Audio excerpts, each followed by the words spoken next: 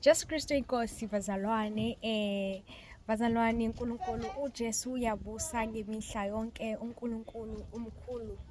Bazalwane, siyambonga uNkulunkulu ukuthi uthembekile uNkulunkulu bazalwane.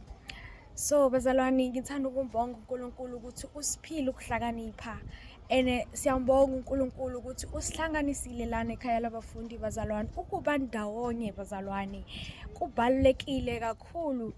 Into eyenzakalayo ekhaya labafundi ukuthi sihlangene bazalwane, sihlanganele emthandazweni, sihlanganele ezwini, sihlanganele emsebenzini, sihlanganele in ideas bazalwane. So we come with different ideas. And these ideas bazalwane ukuhlakanipha kaNkulunkulu. uNkulunkulu uyasipha ukuhlakanipha. So namhlanje bazalwane ngicela ukunivezela bobhuti bethu ukuthi baba bayakhanda, sikhandela istoffu bazalwane.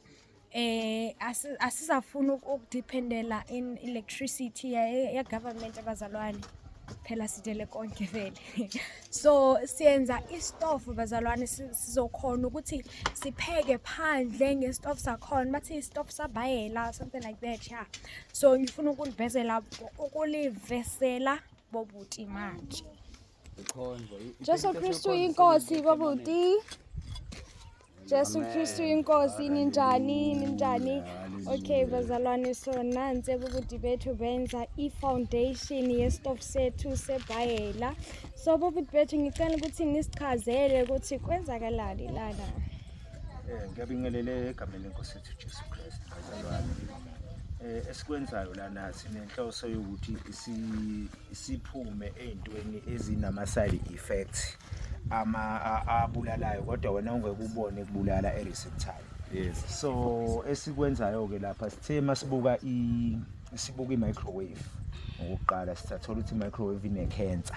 So uma ine-cancer sabona ukuthi okay yini indlela ekumele siyenze ize lesiphume kwizinto ezinama-side effects abulala impilo yomuntu. Njengevangeli esiliphathiswe lona singabantwana baka-Israyeli, siphathiswa ivangeli lokuthi phakathi kwabantu silethe ukuphila nothi ukubulala.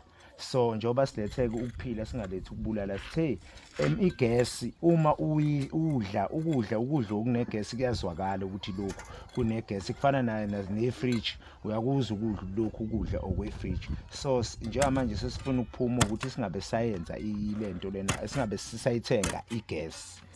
Okay, ingakho-ke sakha lesi stofu, sisakha kahle lesi stofu lesi sizoba i-concrete. Mase kuthi phezulu sisifake insimbi, nizosibona uma sesiqedile ukuba sisisenze. Ngoba ukuba besisenza siyinsimbi so yonke, kuyinsimbi yonke indawo, into bizoshaya ukuthi besizoma nesishise sibe nezikayili eziningi. So iyona side effect yazo. So njengoba simbala umgodi sisenza njenge-concrete, siqeda ama-side effect. Siyenzela futhi ukuthi ugesi singawusebenzisi, singathembeli kugesi. Ukhona ugesi awukho, sithina siyaqhubeka siyasurvive, ngoba into ebalulekile phakathi kwempilo yethu ukhonza uNkulunkulu ngaphandle kokukhathazeka. Uthe uNkosi uJesu Kristu singabe sisakhathazeka. Impilo akasibekele yona impilo enormal. Manje lokho esikwenzayo senza impilo enormal. Into sizosebenza ngeinkuni, lesi stofu sizosebenza ngeinkuni, siphinde futhi kube istofu esimuvayo, siyahamba. Sizoba nendawo namazika awu-2 esizofaka futhi oshemula abawu-2. Yonke indawo la sifisa ukusebenzisa khona sizosebenzisa. Ngapha masifuna ukubhaka siyabhaka, masifuna ukusebenzisa njenge-microwave sizosebenza. Sizokwenza nje yonke into ngaphandle kokuthi umuntu khona impahla engcolisa intuthu, cha no. So sizobe sisebenzisa into ezobe sisebenzisa kakhulu, sizosebenzisa imvelo. Iyona nto esizamayo la ekhaya labafundi ukuthi ivangeli lingahlali emlonyeni njengabafarisi. Abafarisi ivangeli labo lihlala emlonyeni, umuntu ungamuze ashumayele, kodwa uthi uyambona lento akayishumayelayo uyayisho ngomlomo kodwa esenzweni wenza lento, wenza ububi bayo leyo nto. So ingakho-ke thina into esiyenzayo sifuna ukuthi ivangeli uma silikhuluma ngomlomo siphinde futhi silenze njengoNkosi uJesu Kristu. uNkosi uJesu Kristu konke wengenakho kwalelizwe, kanjalo njengoba icaza incwadi kaJohane chapter 17 uthi angithandazeli sithandazele bazalwane uthi uNkosi uJesu Kristu akasithandazele ukuba sisuswe lapha emhlabeni kodwa usithandazele ukuba senze njani sigcinwe sithi indlela esize ngayo nathi samsofakazi ivangeli ngoba isifiso sika Nkosi sethu uJesu Kristu uthi wonke umuntu asindiswe. So uma sigciniweke kulelizwe hayi ukuthi uma sigcinile sizophila kulo lelizwe futhi kuzoba khona izinto esiphila ngazo kodwa ngeke zisaba 100% kithi. Uyabo ngeke sisasokola noma zingekho yabo ngoba isikhathi esiningi sesizodila nemvelo ileyo nto ke nje bazalwane besiveza ukuthi kahle kahle sibuyela asizami sibuyela nje kuNkulunkulu futhi siyafisa ukuthi nakwabanye bebone ukuthi impilo yabelungu inzima kakhulu ulokhu ihobhile nje ulokhu ihobhile ifashion iqhamuka nawe and then ilokhu iqhamukile nje ifashion ngeke uzwiqede kumanje uzubone even naseyinkonzweni sekuqhamuka amathomoyi kuqhamuka amacwecwe yabo izinto ongeke uzukwazi usabamba ithomoyi subamba necwecwe futhi yabona kuningi nje oqhamukayo uqhamuke yonke so manje so uNkulunkulu akekho kwi-fashion kodwa uNkulunkulu la akakhona usezwini lakhe uthi ngakhetha izambulo 2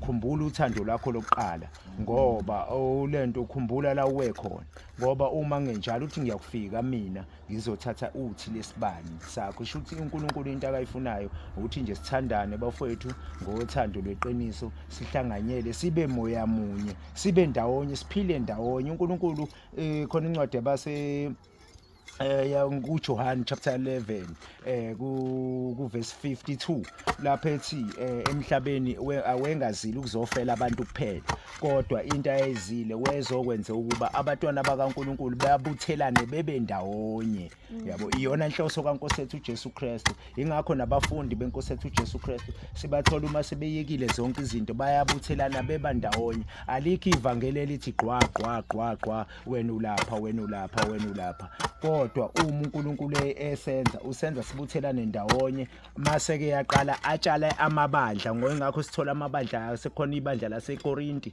indawo leyo kusuke yaseKorinti kube khona ibandla lakhona kodwa eliphila lempilo esiphila ilokho ke nje bazalwane kuningi esasonivezela khona esizobe sisebenzisa imvelo ngaphandle kokusebenzisa izinto zesilungu kodwa futhi siphila nje kamnandi ngaphandle kwe-word system inhloso yethu bazalwane ukuphuma kwizinto ze-word system izinto ze-word system zinama side effects amaningi kodwa esifihlelwayo kuzo kuvezwa nje ubuhle mase uyancisha uyafihlelwa usathana unjalo ke bazalwane ukuvezela ubuhle kuphela akakuvezeli ububi kanti ke la uNkulunkulu into ayiqalayo ngayo uqala ngobubi bento mase kuvezela ubuhle ekuvezela ukuphila kwingunaphakade Nkosi sethu uJesu Kristu makadunyiswe ngasikhathi zonke uyaphila uyabusa ngiyabonga Hallelujah siyabonga bazalwane engizwenza ivideo enge bazalwane nginibonisa mase kuphelele bazalwane istove sethu siphelele ngizonibonisa bazalwane hallelujah amen